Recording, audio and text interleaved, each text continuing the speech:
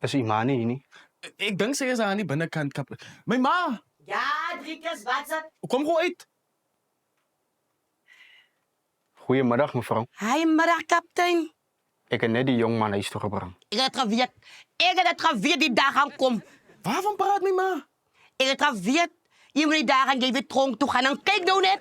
Kijk nou net, hier. Ik ben kaptein over middag huis toe. Hoe dan dit aan mij doen, hè? Die jong man gaan nie tronk toe nie mevrou. Hi, ik wou mooi zeggen. Mijn Driekus is zeker man, die kaptein.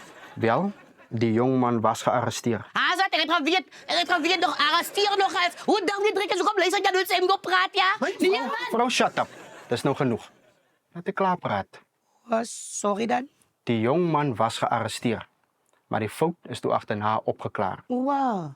My twee oorywige kollegas, wat eintlik nog konstabels is, het die jong man gearresteer vir rooftog.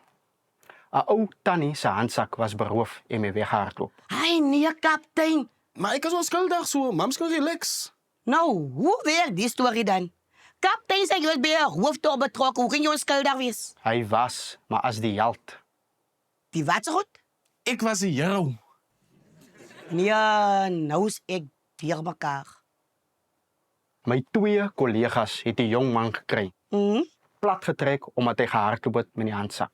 Oké. Ons het eers toe agterna uitgevind dat hy nie net die ou tannie se handsak teruggekry het nie, maar ook die skrik probeer inhardloop het. Hij druk je mijn kind. Dus toe my twee kollegas hom sien hardloop met die handsak en hom arresteer. Hij. We verstaan my ma nou. Driekus, ik was de mekaar niet dommie. Dus jy is hoekom ek hom huis toe bring. Om vir u persoonlik om verskoning te vra. Is recht. U weet hoe kan die publiek 'n storie uit verband uitdruk. Is recht, kaptein. Baie dankie, ik verstaan nou. Weereens, jongman, is baie trots op jou. Jy het die regte ding gedoen. Ons gemeenskappe het meer voorbeelde soos jy nodig.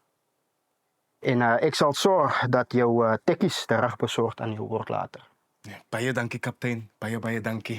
Ek sien jou. Sylvia? Dankie, kaptein. Tot ziens.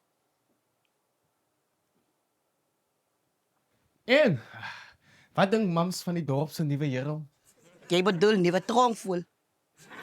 My man, nee man, dis mos nou nie snaaks nie. Ek is die Karoo se nuwe Superman.